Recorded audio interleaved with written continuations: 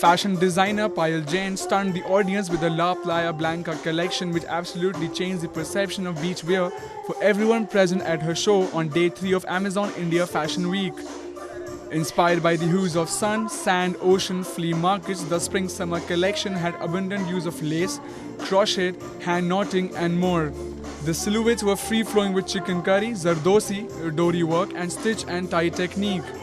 Talking about the collection to ANI, Payal Jain said, Well, it was a beach-inspired, beaches of Santorini, Ibiza, Mediterranean beaches.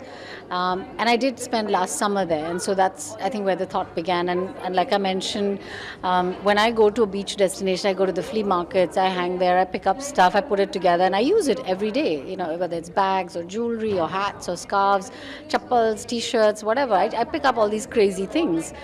And so that was the thought in my mind. one would think of a Bollywood face to be walking as the showstopper, but for a change, well-known author Anuja Chauhan took to the ramp as showstopper for Payal. Talking about her experience of walking the ramp, Anuja said, I feel really happy, and I think like once you wear it anyway, like you're halfway to a beach in any case. So I feel the colors, I know people have been calling it white, but I don't think it's white. I think it's like this lovely buttercream color, which I really love, and I think which works great on any skin tone. No matter how tanned you get on the beach, it'll still work for you. And I love the accessories they put together, and the little beads on the sandals and all. So it gives you a very beachy feel. the accessories add the full elements to the look. Torch, sling bags, flea market jewelry and friendship bands further supported the beach look of the models.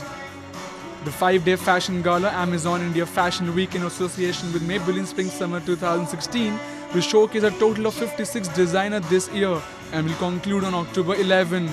Correspondent Kameshwari from New Delhi for ANI.